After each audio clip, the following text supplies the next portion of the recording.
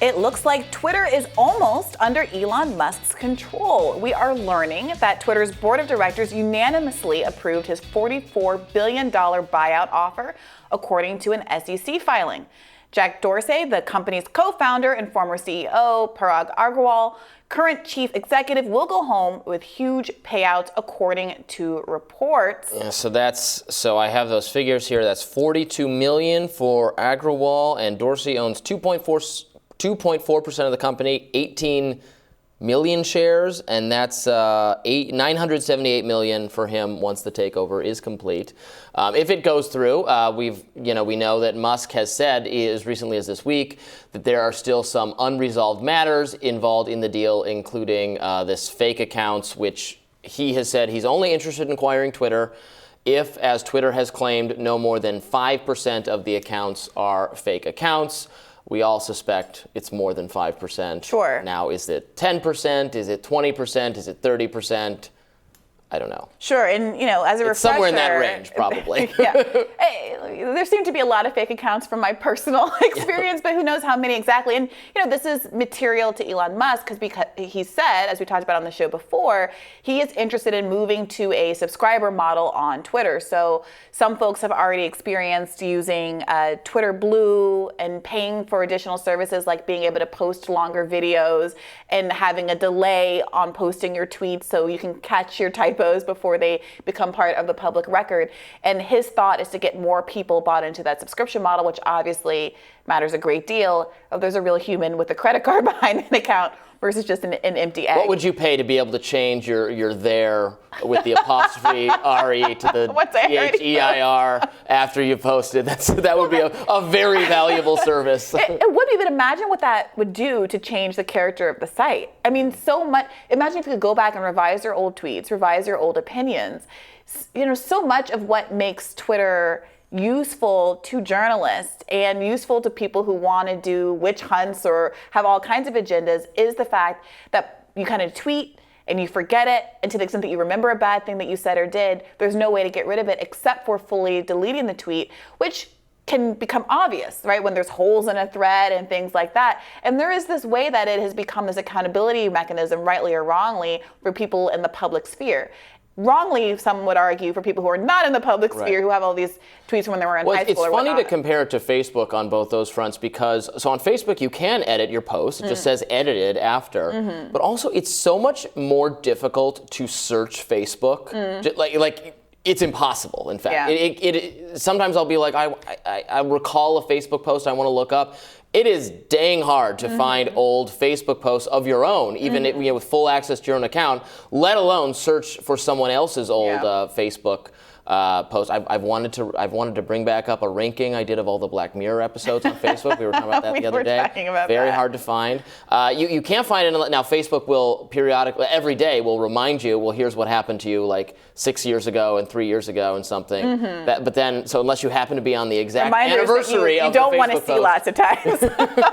No, I find some of my Facebook comments from like the late aughts were pretty entertaining. It's a different era. Yeah, I mean, you're a married man, but there's a world where it's telling you, oh, this time 3 years ago you were doing this with a partner that you'd rather not think about anymore. So Facebook sometimes is a little bit of a troll. But I'm curious what you think about what you hope what becomes of Twitter under Elon Musk's reign. What is the number one thing you're hoping to see? Oh, that's a good question. See, I don't have as many complaints about Twitter as I do about other. I think the moderation on Facebook has become much worse, particularly with the fact checking. Like we were talking about earlier today, their decision in my radar with the Greitens ad, I think that was perfectly fine. The big thing Twitter needs to do is learn how to effectively limit actual harassment without chilling speech. Well, what would you characterize as actual harassment? Because isn't that the whole problem? We have very different definitions of what should be sanctioned. Doxing, sharing people's locations or phone numbers, things of that nature. Repeatedly spamming someone over and over again or flooding their inbox, that kind of thing. I would like to see. I like the fact-checking model that Twitter applies, this birdwatch thing, which is a side thing where you can then check the fact check, and it's totally user-generated, more like Wikipedia than any kind of moderator thing. I would like to see that be the model for fact-checking. Have people been using that? People use it, yeah. Actually, and despite the conservative complaint that they were so worried this was going to be a liberal thing, some of the most birdwatch tweets are just terrible liberal tweets that are just when you see they have a million birdwatch things on them, you know. Which is kind of funny. Okay, I hear that. And I wonder if there's going to be a more robust conversation about some of Elon Musk's not so great labor takes now that he is coming close to being officially the CEO of Twitter, owning Twitter. There has been some resurgence of a discussion about his labor rights around Juneteenth, because there was a tweet that says, "Welcome to Juneteenth, it's a holiday," and then a follow-up tweet that let people know that they would have to take unpaid time off if they wanted to observe the holiday. And that's just, that's a drop in the bucket of the broader concerns that people have been having at the Tesla factories.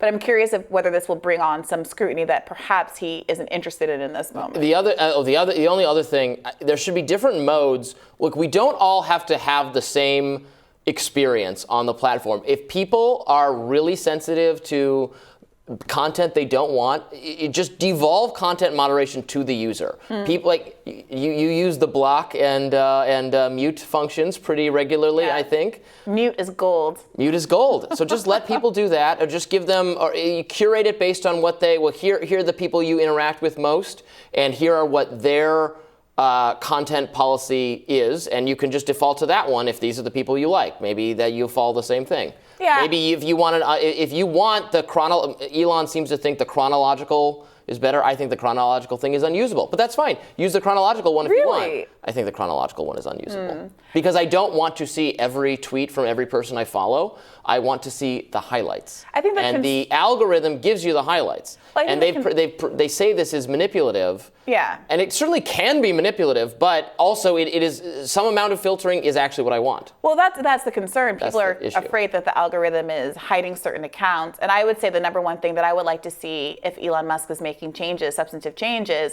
is to have more transparency about the question of whether accounts are being suppressed or shadow banned or things like that on the app. Because I know a lot of leftists have been concerned that they've been caught up in a kind of a censorship regime that's very difficult to prove or substantiate. And stop punishing off-site links unless you just want the site to become totally useless to those of us who are using it in a professional capacity, which maybe you do. Fine. No more Twitter. Like, I've been tweeting a lot less because there seems to be, it seems to be all downside now. It's diminishing returns. It's just unpleasant interactions with people. You're not calling attention as much to good reporting anymore. Sometimes you are, but it's just not maybe it's peaked. Maybe it's just over. Maybe it's just time to move on to something else. That's what happens to social media sites. That's why I kind of push back on the idea of the tech monopolies and what will we do? Like, they can't stay cool and popular forever. Well, I'll believe that when there seems to be a replacement emerging. There is. The day you get on TikTok, I was going to say, the day you're doing journalism on TikTok. Well, by the time I get on TikTok, it will probably be unpopular. It will be uncool by then. But no, TikTok is, for better or worse. I think there's a lot of bad things about TikTok, given that it's.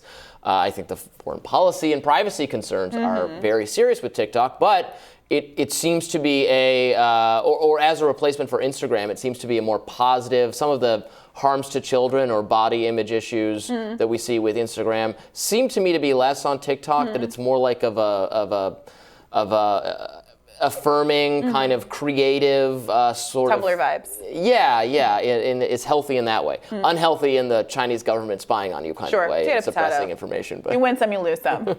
Well, and that's something Elon should also make clear, that he's not going to, because of his business interests in China, that he's not going to have any temptation. That would be really bad to do any kind of, it would be really bad on Twitter, given how important right now Twitter is to the political policy and political journalism conversation, to have any kind of moderation that is done in service of the Chinese authoritarian Communist Party. Right. Well, we will continue to follow this story, and we will have more Rising for you after this.